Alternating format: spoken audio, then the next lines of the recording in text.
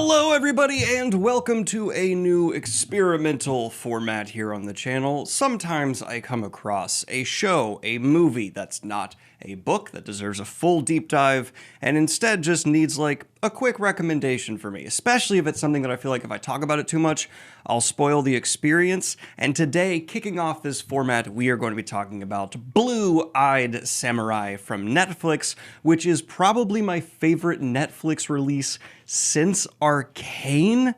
Maybe Fall of the House of Usher tops it, but they're damn close. For those of you unaware what exactly Blue-Eyed Samurai is about, we are following a woman who is disguising herself as a man who is half Japanese and half European due to some dark things. And just getting this out of the way, yes, this is an incredibly grim-dark show, one of the darkest animated series I've seen in recent memory. So if those kind of themes do bother you, maybe this one isn't necessarily for you, but if you would like to see a rage-filled quest from a female perspective, probably one of the best examples of female rage I've seen in media recently, I cannot recommend Blue-Eyed Samurai enough. This character is often compared to a mythological revenge spirit, and I actually started off not liking the show as much as I ended up liking it because I didn't have faith that premise was going to be fully realized. I thought there was going to be a specific pattern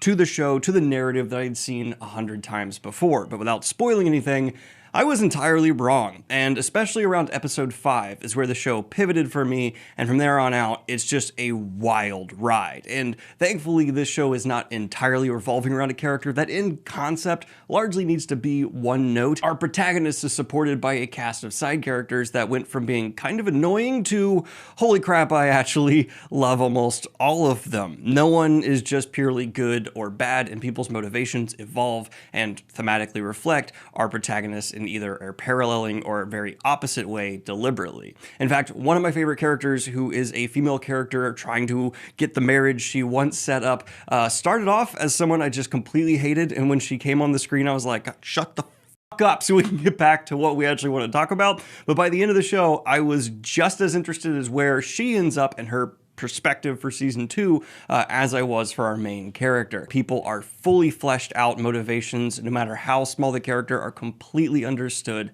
And my biggest gripe would be, I'm not sure how I feel about the animation overall. Sometimes it looks gorgeous, and especially in action sequences, it looks amazing! It's gonna buy into trends you've seen recently in animation quite a bit. That being said though, there were also times where it felt very clay-like, not in like a positive claymation way, just in that like cheaper modern way. The colors usually knock it out of the park, and the expressiveness of characters certainly helps communicate the story, but I just wasn't absolutely in love with the full presentation that was on display. Actually, no, that's not my biggest gripe. My biggest gripe is this is from Netflix, and there's no guarantee of a season 2. Apparently, even the people behind the show are on Twitter right now really trying to beg people to watch it all the way through, because they're saying that is how Netflix decides whether or not to renew stuff, and Netflix is just so terrible at just chopping great quality content off after a season 1 if it doesn't immediately get the return. That's the day and age of media creation we're in, where the people behind something that's as good as this have to be like, please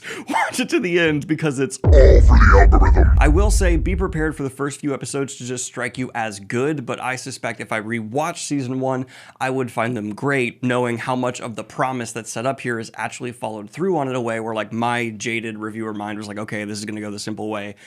No, it doesn't. Awesome. And just for that last tiny little tassel to get in your skin and possibly hook you in to go check this one out, this is a story about sacrifice, what someone is willing to sacrifice to gain what they truly desire, and trying to figure out what it is they truly desire. For our main character, it's fairly one note, revenge, and they are someone who is going to live up to that spirit demon type parallel all the way through from beginning to end. And it's about the relationships around them not being as important as revenge, and the darker steps they're willing to take There's one specific kill in particular that just floored me to achieve that goal. Meanwhile, other characters, well, they're on a similar path to achieve what they want. They're more malleable, and they're actually finding out what they really want isn't A, but it was something they thought was related to A, but it's more like D down the list. And of course, this is set in a time period where the invention of guns is flooding on into Japan, which has all kinds of real historical parallels that are fascinating to discuss and get into.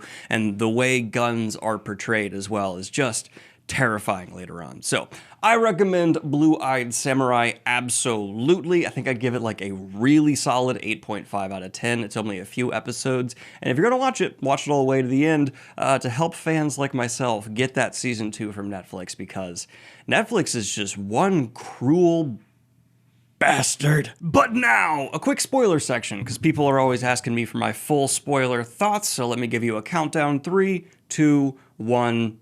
Full spoilers. What do I think of this show? I think Mizu is just brilliant. I kept saying one note, which is accurate, but that's the point. I love that we're following a character who we are so queued up as viewers to see people on such destructive paths eventually come off of it, right? We see people who are so hell-bent on revenge eventually be like, yeah, I'm gonna get my revenge, but I'm also going to learn to appreciate the people next to me on the way. That's not the ending of Blue-Eyed Samurai. She abandons them. She doesn't kill the person who she's seeking her revenge on, and instead throws them on a boat to go to London, maybe, if that actually follows through on season 2. I predict that there's going to be another twist, maybe. And I appreciate it. It went full Kill Bill, where it's just, no, the ending of this is Mr. Peaches. I cannot call him anything aside from that. Doesn't end up becoming her student, and instead is flat out going to be like helping the old blacksmith.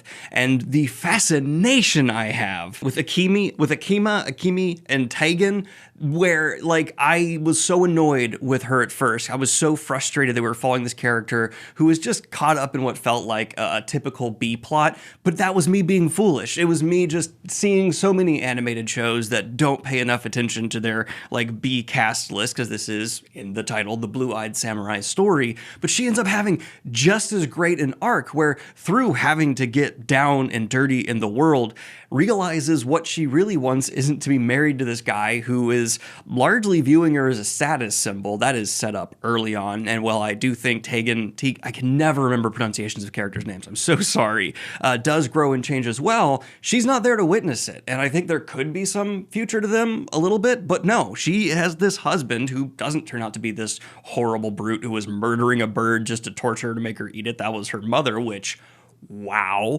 You suck. And instead, she is like, no, I'm going to have my own agency. I want to control my husband, or at least have influence and power to possibly give a better life to myself, to give a better life to my friends, and to like make a change. Like, this world sucks. Let's actually do something about that. And then we have in the backdrop, we haven't even talked about the antagonist, this monster of a man, actually better than any villain from Arcane in my opinion.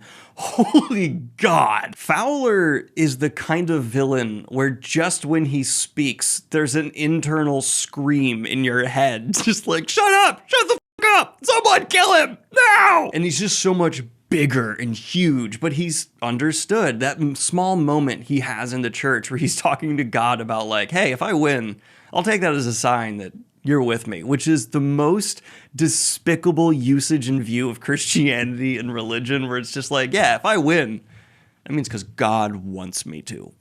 Off. But him being that level of a villain does allow Mizu to not come across as a total villain, despite, if you pay attention, her getting more and more destructive and bloody and violent as the show goes on, because she is experiencing worse and worse stuff. I mean, she straight up kills a kid at one point. That, at the beginning of the first episode, she goes through this whole school just breaking bones and like maiming people, but by a certain point, you realize, oh no, this isn't someone who's going to like get off that self-destructive path. This is someone who, like, Beatrix, I think is her name from Kill Bill, doesn't kill a kid at one point that comes home from school.